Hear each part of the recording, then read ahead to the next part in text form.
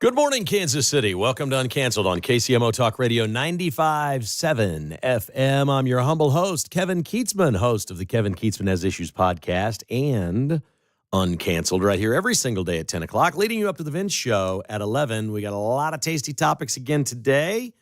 Actually, a little more news than yesterday. It was kind of a slow week. Now, part of it is this is always the slowest, never anything ancillary to that to tie together with our society, our civilization, our government, our politics, or our news. So we haven't had much of that, but that's okay.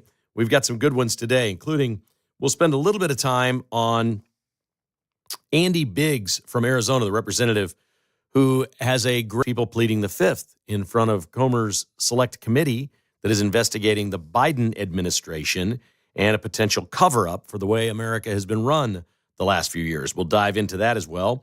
We'll get into Stephen Colbert. We'll get into Billy Long from the great state of Missouri, the former congressman who is being sworn in today as the IRS commissioner, and what that means. And it means a lot. And will Billy Joel ever play a concert again? There's a new documentary out on HBO and HBO Max that I think debuts today, and you can watch it, but he's had this brain disease thing that he's dealing with. And a friend speaks out, the producer of the documentary, said he had dinner with Billy Joel last week and he was just fine to him, and is asking the question, will he ever go back on stage again? We'll get into that. We begin today with one of the stories that is stunning to me, that it's not getting any play really anywhere. And I think I know why. Yesterday at the White House, Caroline Leavitt came out and announced that Donald Trump has chronic venous insufficiency. He has swollen feet. He has bruised hands. He has not walked as well recently as he did a shorter time ago. Some of this was fairly noticeable. Some of it wasn't. I think most of us would agree that while maybe he's a few pounds lighter than he once was, he's not in the best shape he can be. He probably doesn't sleep enough. He drinks, we know, way too much Diet Coke, but that's better than drinking alcohol all day or smoking cigarettes or things like that. So there are things about Donald Trump that he's healthier than most of us. But the diet certainly isn't good. He's notoriously doesn't like things that are particularly good for him. And I wonder what's going to happen here with him going forward if this is some sort of a wake-up call. Sometimes this happens with folks and they get really healthy. What would it mean to the Mahav movement if Donald Trump, let's say, lost, 30 pounds, got all new suits, started wearing maybe the hip shoes instead of those dress shoes that tear your feet apart, and wore some of the hipster shoes? There are plenty of older people getting away with doing that. They're simply more comfortable. What if he cut his hair differently? What if we watched Donald Trump in term 2.0 do a complete makeover and change his lifestyle and his look and everything? What would that do and say about the rebirth of America, about making America great again, about the golden age of America? Maybe leading by example, maybe by changing, maybe going Patrick Mahomes and saying, yeah, Mahomes, your hair for quite a while was a little silly. This is better. Maybe Trump does that. We know he's balding on top. There's no question. I mean, we know why he does the long hair and the comb over, the whole deal. At some point, you don't care. He can't run again. Why not? Will this rededicate him? I don't know. But the amazing thing to me is this story is getting no play anywhere. The left media are basically ignoring it. Now, why would they do that? What's the typical playbook for the left on anything Donald Trump? The typical playbook is to jump on it and multiply it by 10. If the story is a 2 on a scale of 1 to 10, they want it to be a 20. They're going to multiply this. They can't do that. They know what they've been complicit in the last 4 years. They know they have no credibility on this. Like, it used to be a story if a president went to Walter Reed and got a physical. Oh, we want to see the report. What happened? What's it look like? We want to know everything. So Trump is so transparent and just throwing everything out there, and they released all this information about his health condition, saying that it's benign, it's common. He takes aspirin. That's why his hands are bruised. It's from shaking hands. If that doesn't sound like the worst, seriously, your hands are bruised from shaking hands all day. And nobody's questioning that statement. Now, I'm not. I think he may be on aspirin and maybe he has his hands bruised. My mom's much older than Trump, but she bruises easily. It happens with older people. But this clearly is some sort of a circulation problem that can lead to clotting. Any little blood clot can kill you. It is unbelievable that this is not getting more attention. Now, I'm not being an alarmist here. I'm not saying Trump's in jeopardy. But I'm saying Trump is at an age where anything like this must be taken seriously. If I'm 78 and I have chronic venous insufficiency, I'm concerned about it, and I'm doing whatever the doctor tells me to get rid of it. If it means diet, exercise, lifestyle change, I will do it. I'm getting rid of this thing because it is not serious. It is benign and it's common and it's treatable. And with some changes, you can get rid of it. I would do that. If it were me, I'm going to guess most of you listening right now would do that. Is Trump going to do that? I don't know. And is it dangerous if he doesn't?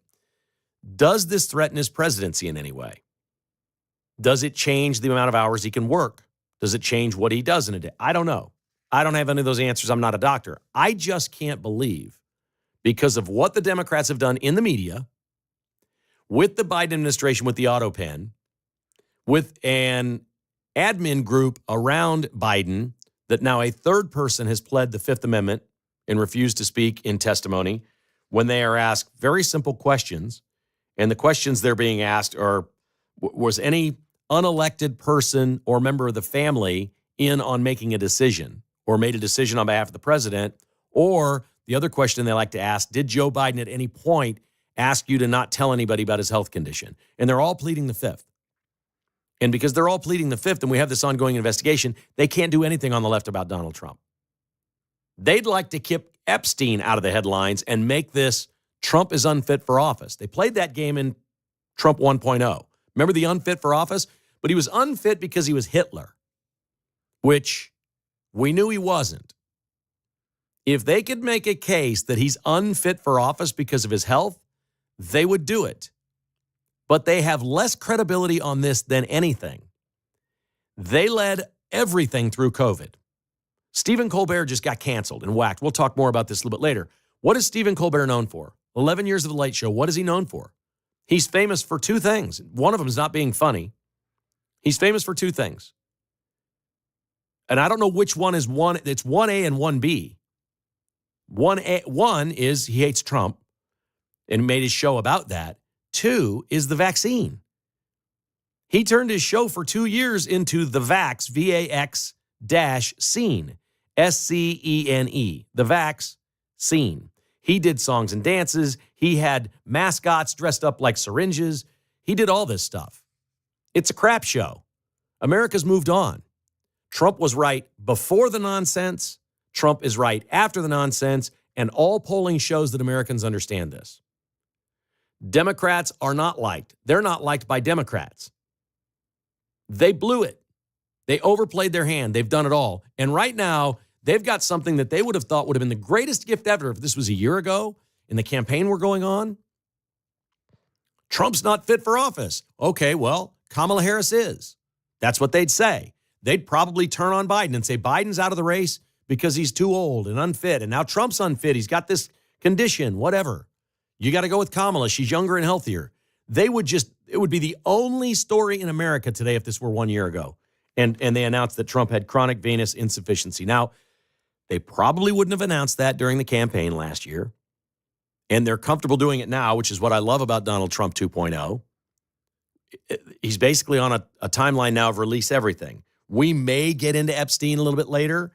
Trump has ordered Pam Bondi to go get any and all grand jury testimony around the Epstein trial and release it completely to the American public.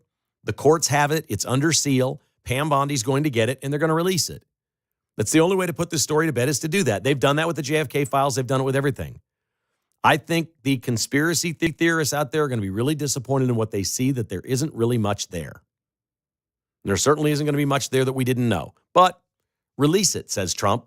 He calls it a scam, says the Democrats wanted it. Now they don't. Now they didn't want it released, and now they do want it released because Trump doesn't want it released. So just release it, he says. That's his policy. That's Trump 2.0. And I was shocked yesterday when I found out the president had this condition. Because to me, it sounds a lot more serious than something that's benign or common. When I start hearing about a vein condition and insufficiency that can lead to clotting, that's scary as hell. That'd have my attention. Would it have your attention? This is, for some reason, not a story in America. The main reason is Donald Trump has won. He's won at every turn. Everybody that's come after him and called him a Nazi is along the roadside. I mean, we need to get a list. Forget the Epstein list. We need the Trump list of everyone's career that has been ruined since Donald Trump came down the escalator because of Trump. I mean, Rosie O'Donnell was number one, but we can just go all up and down the thing. There's actors all over the place. Alec Baldwin, Stephen Colbert fits into this now. But politically, go back 10 years and look at the people that were taking on Trump. I was watching this montage of the 2015, the election cycle. Like even the Clintons, Hillary Clinton, Barack Obama's out there making a fool of himself, doing podcasts with his wife and her brother, talking about their marriage being on the rocks and how it's a joke. I mean, there's just no credibility left in that party. He's run roughshod over everyone by being right about almost everything, and Americans see that, and by saying everything as it is, by being truthful, which is what people are when they sit in a bar next to each other and they're talking. It's unfiltered. When they're on social media, it's unfiltered. It's out there. People think about and talk about what they want to say and what they want to do. Politicians have been guarded and lied and done all these things for years, and along comes Trump for a decade, and he has changed America. There's no explaining how Shane Gillis got away 2 nights ago with what he said about ESPN, the ESPYs, and all the people there and all the liberals there. It's changed. America's different. And we're in a place where, for the only time in my lifetime, they have announced the president of the United States has a health condition, and it's not news. I am shocked. 913-408-7957 is the number to call. I'd love to have you join the show today. Give me a shout. We'll take your calls next. This is Uncanceled on KCMO Talk Radio.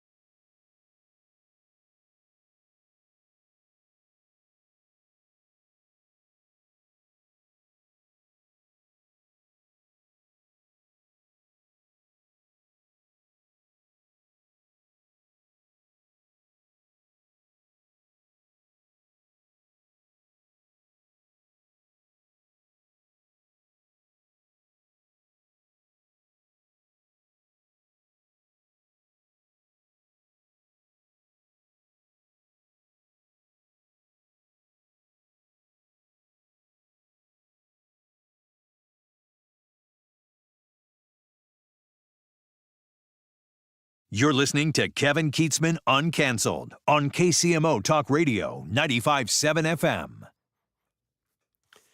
That song always makes me want to just run. Like run through a wall, baby. I want to run through a wall. Ding dong. The Wicked Witch is dead. The House has given final approval to the $9 billion tax spending cuts that will end funding to the Corporation for Public Broadcasting. I have waited 40 years for this day, ladies and gentlemen. I am dancing a jig today. $1.1 billion of our dollars saved, no longer going to people my entire career I've been competing against, and the government has been funding their operations. That is over 1,500 PBS and NPR stations nationwide that are losing $1.1 billion in funding. Welcome to the real world, PBS and NPR. Good luck competing out there. Godspeed. The rest of the $9 billion that was carved back is basically foreign aid. It is an awesome day. To the phones we go, and we got our guy Stephen in KC joining us. Hi, Stephen. Good morning. How are you, sir? Hey, Kevin. It's a great day, isn't it? It is a great day. Listen, you were. I'm going to talk about Colbert for a second here, but you asked about Shane Gillis and trying to explain it. I think I can explain it. I think he's legitimately funny. I think he is this may have been a performance that changes the arc of his career, like Nikki Glaser at the Golden Globes, where she immediately got a 3-year contract. I mean, this guy, his delivery is so unassuming, but he can get away with saying anything because of how he comports himself. He can. Let's give a little context. I'm going to agree with you, but I think the arc of his career changed. He was fired by Saturday Night Live because, according to him, he was the only conservative there. Then a couple of years later, he became so popular because he got so much attention for being fired, and becoming like the conservative comedian. They brought him back last year as a host, and he killed it. And he was easily the best host they've had in years. Now everybody wants him to host. What he's got is he's got a big, wide open, empty runway. He's got all the material that all the liberals won't do. They won't do it. So he's got the fertile comedic ground. It's easy. It's like shooting fish in a barrel for him because he was making fun of, I mean, that gag he pulled on the audience where he said, oh, look at 4-time WNBA All-Star over here, Nikki, whatever her name is, and they all clap for her and everything, and she's like a buddy's wife. Wasn't even a player. And he's like, I knew nobody knew any players in the WNBA. It was just hysterical. I mean, there's nothing off limits for the guy. It's great. And that tush push segment was hilarious. Yeah. I don't know if you saw that. I have. I mean, he could be a Kevin James. He could be a movie star. I mean, I know why Netflix signed him because, like you said, he has unlimited potential. But that's exactly how you destroy wokeness is to make it so absurd. Everyone knows that Caitlin Clark, what's happening to Caitlin Clark is wrong. But when Shane says, well, she's going to retire to do what she does is, fight black women at the Waffle House, everyone knows that the commissioner should step in and do something about this in the WNBA, but she can't because the players are going to revolt. Yeah, the joke was even better than that. He said when she's done with basketball, she's decided she's going to work at the Waffle House because her favorite thing in the world is fighting black women. And so, that's funny. It's funny because of all the videos that are out there circulating of Waffle House fights. They're everywhere. And I don't know. You haven't seen them, Stephen? I mean, everybody's seen the Waffle House fights. Mark, you've seen them. Surely you've seen the There's Waffle House fights everywhere. That's what's funny about it is when you make a joke, there's something rooted in the truth. And he's doing great. Look, I think maybe we can say this. I think he's reached the arc. He's doing everything, and this helped him. But I think maybe what the ESPYs for me was this week might have been, this is the end of wokeness. It's over. Stephen Colbert's done. Everybody that was attached to this era of being wrong and the vaccine and Trump, they're looking at the polling. They're seeing their numbers in media. They're watching their ad revenue decline. Their ratings are falling apart. They're like, we were wrong. We're not connecting with the American people. Woke is broke. It's dead. It's over. It's tumbling and toppling everywhere. I'm just a normal person, and I thought it was absolutely hilarious. Now, about Colbert, everyone forgets he wasn't really that funny. He was just a writer for Jon Stewart, and they almost canceled him. CBS almost canceled him right out of the gate until he started bashing Trump. What Trump has done, he's revealed all these people who have TDS, like the Wall Street Journal. I don't understand what happened at the Wall Street. the TDS exploded at the Wall Street Journal editorial board apparently, and it seeped into the newsroom. I don't know why the Wall Street Journal is doing this with no proof, with no evidence. I mean, it just feeds. All right, you're into referencing Trump a says story. it's a hoax. Not everybody knows about it. It's a So, hoax. all right, you're referencing a story about the Wall Street Journal saying that there was a note from Trump to Epstein in 2003 saying happy birthday, where apparently he drew some breasts and made some comment. Trump has already said he's suing the Wall Street Journal. They're next. He's won every one of these lawsuits. They've all been settled. He's right every time. I don't know why they do this. He's been picking on the Wall Street Journal, saying they're as bad as the other outlets, and it's been hurting them. And so this is their way of fighting back. That's what happens. And they have no evidence. It doesn't That's the matter. crazy part. CBS edited Kamala Harris for 60 minutes and then said they didn't. They got caught. You are Rupert Murdoch. You're the most powerful newsman in the world, and you tell Trump, well, I don't know if I'm going to go with this. And then they have absolutely no evidence, and they're going to get a huge settlement from Wall Street Journal. I'm not sure Murdoch knew about it. I think that's probably too high of a level. And thanks for the call, Stephen. Great stuff as always. A lot of topics there, a lot to digest. But the bottom line is every one of these entities, what we're learning, I keep thinking to Elon Musk, the hattie who Trump is always right. Trump knows more about media than the media. He's been in it. Like if Trump were the CEO of Paramount, CBS, or whatever, they would have been more successful. If he'd run any of these media companies, they would have been more successful. He's running his own media company now. And in many ways, as president of the United States, he is his own media company and has been for a decade. He knows more about media than anybody in America. He's better at this. He finds their weakness. He goes after it. They take the bait. He sues them, and he's going to build a wing of his library called the Fake News Wing, and it's going to be paid for specifically and exclusively by all these suits he's going to win. And the Wall Street Journal is up next because it's totally and utterly fake news. All right, when we come back, Billy Long from the great state of Missouri is taking over the IRS today. Great stuff on Uncanceled.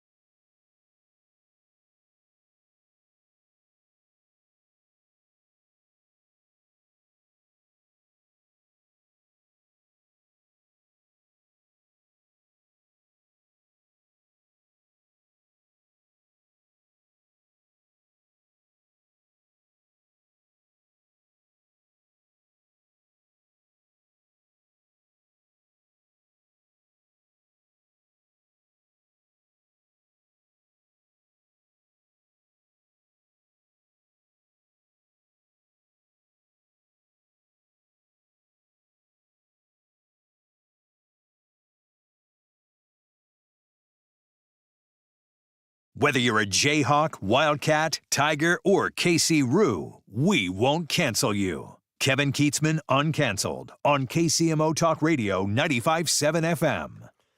Let's go, America, baby. We got all kinds of good things going on. You just heard the news update there that a third member of Biden's staff has pleaded the fifth. How do you say that properly? This is all new to me. Pleaded the fifth in front of James Comer and his team that are investigating the use of the auto pen, any cover-ups, medical cover-ups, whatnot. The two questions they're asking, as we said at the top, did Joe Biden ask you to lie about his health? And the other one is, were there any unelected officials or family members that made decisions on behalf of the president? And they're all taking the fifth. Anthony Bernal was the work husband of Dr. Jill Biden, and she is thought to be the person that maybe was directing a lot of this. So Andy Biggs from Arizona has offered up a plan at this point that he believes that Republicans will execute because there's no reason to keep calling these people in now. They're all going to come in and plead the fifth and not answer anything. So Andy Biggs says offer immunity to Bernal or to Dr. Kevin O'Connor, who was Biden's physician. Actually, I think that's where I'd go. I think I'd go to the doctor. I mean, what kind of if he gets implicated, if a doctor is implicated in this, like in Democrat circles, if you're an operative, if you're part of the administration and you were covering up to help Democrats and try to win an election and do what, people on the left will probably admire you for that. But I don't know anybody that would admire a doctor that went against his oath and broke everything and possibly the law to try to cover something up as big as the president of the United States. I'd offer the doctor the immunity first and see where it goes. But Anthony Bernal seems to be the key person because he was the chief of staff for Jill Biden, who famously was sitting in cabinet meetings and things of that nature. And Andy Biggs says, look, you got to offer immunity to these people. Then we bring them in. And if they refuse to answer, if you've been offered immunity, you cannot, I didn't know this. If you've been offered immunity, you cannot invoke the Fifth Amendment anymore. Now, this has happened to other people before, and many famous answers are, I don't recall. Has any unelected official or did any family members make decisions for Joe Biden? And your answer, instead of I plead the fifth, would be I don't recall. And that, generally speaking, is the way around all this. But Biggs says if and when that happens, and they give immunity to these people and bring them in, and they still won't answer the questions, they can hold them in contempt. And then they can pursue them criminally and possibly get jail time for being in contempt. Now, we haven't seen that before. I've heard a lot of people, oh, you're in contempt. It hasn't happened. Some have. Operatives have. We've had the Steve Bannons and people like that have spent some jail time. So that's what they're trying to go for here, is to jail some of the Biden people. Are you on board with that or are you not? I'm going to guess most people listening are on board with this, but it sure feels an awful lot like them to me to go after this. My goal would be to find the truth and just publicly stain the Democrat brand. I really don't care if these people, well, you know what, if it's treason, if it's really bad, depending on how bad Biden was, which we don't really know, depending on how bad it was, yes, jail time for sure, for certain. But my main thing is I want to know. This is way bigger than any of the other scandals to me. I want to know if they did this. And moreover, I want the younger generation of Americans to know that this party is a fraud, that they didn't just lie to you during COVID. They didn't just scam you when they sent you home from school and took you out of school. They haven't just lied and cheated and done all these things and tried to convince you that Trump is a Nazi and all of the opened the borders, created crime, started wars. You can see those issues. But if it cuts to the core of one party faked the presidency and scammed you completely every single day as an American citizen that we didn't have a real president and they were illegal doing this behind the scenes as a staff, you stain the party. Everybody then is dirty. They got to start over at that point. Everybody's got to go. That's a party cleaning movement. This is what happened after Nixon. What Nixon did compared to what's going on today was a pimple on the butt of democracy. They placed some bugs at the DNC and listened in on some conversations. Come on. That's no different than hacking a computer now. They're hacking people right and left. They're all doing this stuff. The things that are committed so much bigger than Watergate right now don't even make the news. But if we literally had a president in there that they were signing things for him, making decisions on his behalf while he slept, and doing things of that nature, we need to know. And this party needs to wear that like a bruise that won't go away for everyone in this country to see. Ultimately, that's progress for our country. So Andy Biggs is onto something here. I'm not an expert in the legal wranglings of all this, but I do want to know. I think there's more than a there, or they wouldn't all be pleading the fifth. And at some point, they're going to offer immunity to one or more of these people to talk. And if I were one of those people, I think I'd do that. I think I'd say, yes, I feel terrible we did it. We had no other choice. He was ill. He was sleeping. He was doing things. We knew we were all in agreement on the policy. This wasn't like we were going against him. This was not a coup. But yes, we facilitated all this stuff for him because he wasn't up to the job. It just takes one. It just takes one person with immunity to say these things and get the truth out. And we will know that the scam was perpetrated on all of us. I think it's very important. I think the truth is important, and I think it matters to the American people. Okay, Trump, I mentioned earlier, he's asked Pam Bondi to release the testimony of the grand jury in the Epstein case. Good. Okay, that ought to suit many of you, that something's going on here and you're going to get something. You called it a scam and a ridiculous amount of publicity, but let's go ahead and do it. But what made lesser news is Trump now revisiting the real Alcatraz. Alligator Alcatraz has been such a success that now he wants, I think symbolically, he wants to redo Alcatraz, the real Alcatraz. And let's use that as a symbol to people from other countries that want to come here illegally and do harm to us of what your life will be. Nobody wants to be on Alcatraz.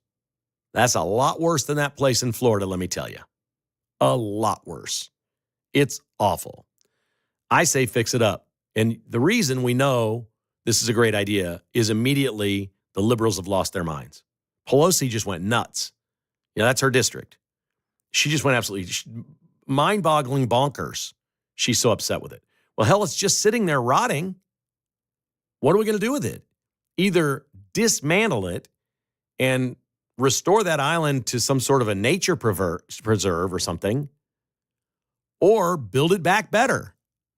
I say Joe Biden, let's build back better with Alcatraz, baby. Let's go do that. We've got at least 5 states and governors who've stepped up and told Trump, we want an alligator Alcatraz, but we don't have alligators. But we've got a location, and we want her built. I think they're going to greenlight this. I think the rest of 2025 is going to be filled with copycats of what Florida's done. Why not the state of Missouri? Where would be a good spot for that in Missouri? A good spot for that in Missouri. There's got to be some rural area with an empty airfield somewhere that doesn't get used very often, or some big open field near a state penitentiary where there's already some infrastructure nearby or something where we could build one of these things. There's got to be a great place in Missouri. Maybe you know of a place. It's not going to get done in Kansas as long as Laura's there, the governor of the great state of Kansas. But there's got to be a good spot in Missouri somewhere. Think miserable. Think someplace where we can put them in Missouri and make them miserable while they're there. That would be in some way insulting, and someplace that would be of very little danger if they got away. Is there a facility somewhere on the river, on the Mississippi River, on the Missouri River? Is there someplace like that shuts down one side where they'd have to go swimming in the water? I don't know. I've been thinking about my Missouri geography, but we've got several states that want to build these facilities, and I'm all on board with all of them. Now, Billy Long seems like the kind of guy, a former congressman from Springfield, who's this is not an insult, he's a Bubba. Billy Long's been on many times, right, Mark, with Pete? Would we describe him as a Bubba? Oh, yeah. Yeah. I met Billy Long. I emceed an event where he spoke, and I wasn't sure he was going to make it through. He was sweating so much. He's not in the best shape. He is Missouri through and through. I like the man. I love his politics, and he's now the IRS commissioner. They're swearing him in today after the Senate approved him 53-44. This one was always going to be tough because Billy Long's just a tough guy to approve. But Trump loves him because he's all in on the Trump train. And he always supported Trump and the idea that the election was fraudulent in 2020. Billy Long, prior to becoming the IRS commissioner, and this is just beautiful, sponsored legislation in the House that did not pass to abolish the IRS. His thought on the IRS is the same thing as Trump and Linda McMahon's thought about the Department of Education. It needs to go away. Some really good computers and a small staff need to be reassigned to a different department, probably the Department of Treasury, and say you're responsible for collecting taxes from people. Trump wants to get rid of the income tax. That's not going to happen in 4 years. He's going to give it his best shot. There's not going to be enough in tariffs to do that at this point. There's just not. But already, reportedly, tens of thousands have left the IRS in terminations, firings, and people who've quit said, I ain't working for Trump. I'm not staying here doing this for Trump. Well, Billy Long's all on board with that. And he said, we're starting a new culture beginning day one. This is right. This is the simplest thing ever. And Billy Long is so right. He's going to demand now that the IRS, every day that you show up and work for the IRS, you're working for the IRS taxpayers, not the federal government. Now, that's a complete 180. The IRS had been weaponized against taxpayers to go catch bad guys who cheat on taxes. There will still be that, but what Billy Long is saying is we want to make the tax code simpler, friendlier, easier for people to do their taxes, pay them, to find the loopholes and understand how we can save them more. We need to help more people pay less tax. That is now the mission of the IRS, not cheat us. There's still going to have to be some enforcement on that. There's scammers everywhere. Not cheat us and not fraud, not these people that are stealing millions or hundreds of millions or billions of dollars. Not that. But we want to help taxpayers pay as little as possible through education, through programs, through websites that are simple, through documents that we can send them, by simplifying the code. We want our taxpayers to pay as little federal tax as possible under law. That becomes the mission of the IRS on day one. How freaking great is that? That the mission of the IRS is no longer to work for the government, it's to work for taxpayers. And if we can help you find a way that you can save $600 on your taxes this year, we want to help you find that. Think of this as a massive, giant H&R Block. Billy Long now is the IRS commissioner. I absolutely love it. I think it's great. I think anytime we can do those things, it's great. All right, here's Wes in Gladstone on KCMO Talk Radio. Hi, Wes. How are you today? Yeah, hey, Kev. Whenever I heard that Billy Long was going to be the head of the IRS, I was like, get that guy confirmed pronto. But here's the best place for the illegal alien detention center in the state of Missouri, okay? All right. North St. Louis. You escape from that facility, and you'll wish you had alligators snapping at your ass, man. Okay. Because so it tell ain't me gonna more. go good Tell for me you. more about North St. Louis. I've heard a lot about East St. Louis, right? And we've heard about Ferguson. Ferguson's not in North St. Louis, is it? Hey, Kev, you still there? Yeah, I'm here. Tell me more about North St. Louis. I think we lost Wes. All right. Call me back, Wes. Or somebody knows more about North St. Louis than I do. Is Ferguson in the north part of St. Louis? Is that what he was? Okay, so that's what he's referencing. I think so. Is basically put it in there, and if you get loose, I don't think Ferguson's probably as bad as people think. I think that was a moment in time and a phase and something, again, that is people just aren't going to listen to anymore. They're not going to listen. What was that guy's name? Brown? Young man they shot? Brown, Michael Brown. Nobody's going to listen to these stories anymore. The guy just ripped off a 7-Eleven, right? I'm sorry. These stories are all, you just can't. You can't go there. I don't see it. I understand it. We're living in a different era, and it is awesome. Uncanceled is brought to you today by our friends at Best Offer KC, helping you leave the hassle behind. Folks, this is really simple. If you or someone you know, and you may know somebody in a sticky spot, it may be a kid, it may be a neighbor's a friend or somebody that you know or a relative that needs to sell a house quickly because they're in a bad situation from a divorce, or maybe there's domestic violence or a financial situation.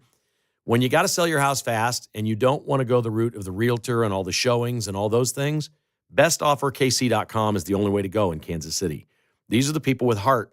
You've got a friend now in the real estate industry. It's bestofferkc.com. There's no hassle, no realtor. There's no showings. There's no repairs. You sell your house, you move on. And if you need money to move on before it closes, they'll lend you that money to make the move. There have been many people that have needed cancer treatments out of town, and they got to go. They go to MD Anderson in Houston or something. We got to leave. We're going to sell the house. And they can lend you money to help you get there in transition to get your treatment and wait for the house to be closed, and then you get your final payment. They really do work with you with a giant heart. It's bestofferkc.com, 816-338-SOLD. That's 338-SOLD for bestofferkc.com, helping you leave the hassle behind.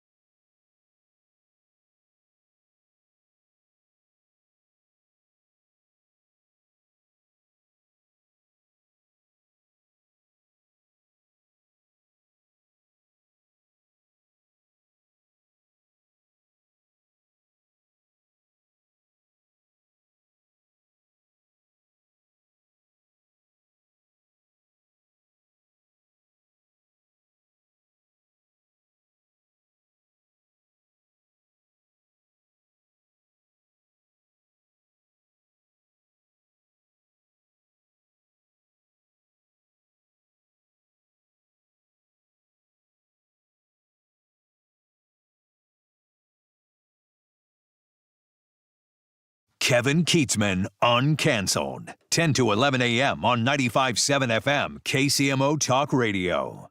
Chiefs wide receiver Rashee Rice has pleaded guilty to 2 counts of reckless driving in Dallas 2 years ago, where he drove 115 miles an hour, crashed into some cars on a freeway, injured 4 people. He's paid $115,000 in restitution. There's more to come on the civil side of this thing, but he's accepted a 30-day jail sentence and 5 years probation. And now we await the NFL to suspend Rashee Rice. Mark Van Sickle joining us. Mark, what would be a fair punishment by the NFL?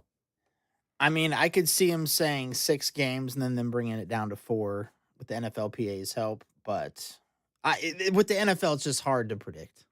It is hard to predict. I'm going to say maybe 8, then down to 6. The Chiefs want them to decide before the season. I think that's reasonable. There's really no reason this should take more than 3 weeks to decide, is there? No, they should be able to have by week 1, before week 1. Yeah, they've seen what the laws decided. They know Rashee Rice. They probably have even spoken with him about it. And the Chiefs just want to get this resolved before the start of the season. What's the tightest fitting clothing that you have? Oh, man. Right now? Yeah. You got something that fits really tight that you used to like to wear and maybe you don't? Yeah, an old band shirt, probably. Old band shirt. Yeah, like that I got at a concert. But it wouldn't be dangerous to wear, right? No. It's black. It might still fit all right. Be careful with your skinny jeans. I was going to bring that up, but I don't have them anymore. Don't have the skinny jeans anymore. Okay. Do you know who Suki Waterhouse is? No. She's an actress, and she's engaged to Robert Pattinson, who was in the Hunger Games, I think? He was in Twilight. Twilight. Maybe he was Hunger Games, too. I don't know. You're Twilight, good. Okay. So they're British. She's in the hospital with her phone after hernia surgery, and she's making Instagram videos because, of course, she is. Mm-hmm. Why do you think she had a hernia? Skinny jeans? Skinny jeans. She's saying it's a thing, and it's happened to thousands of women around the world. She wore these jeans too tight for 6 months, and it can compress on the muscles in your... I don't even understand it. If you wore your jeans so tight that you had hernia surgery, would you tell anyone? No. I'd be too embarrassed. She's laying in a hospital bed bragging about it. That's crazy. That is crazy. That's the definition of crazy. That's why I stopped wearing skinny jeans, but for another reason, because for men, yeah. Mm-hmm. There's several reasons. Yeah. There's been reasons for decades that I've not worn skinny jeans. I wanted to have children. I'll just say that. Oh, okay. There you go. That, yes, that's even better, right? So I assume it's boxers, not briefs? Used to be. Oh, you're to briefs now. I switched, yeah. What about boxer briefs? Yes, that's the best. That's what I got. Mm-hmm. Boxer briefs. Only way to go. The combination of the two.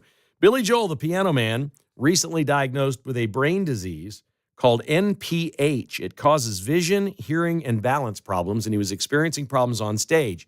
He canceled his tour, and beginning today, there is a new documentary on Billy Joel's life on HBO and HBO Max called And So It Goes, which is one of his songs that not a lot of people know. The producer of the documentary is Steve Cohen. He's apparently a friend of Billy Joel's, and he said he had dinner with him last week, and the Billy Joel that he knows was at that dinner, and everything was just fine. You'd never know a thing. Billy got off booze, he lost a lot of weight, and then he started getting dizzy and having hearing problems on stage.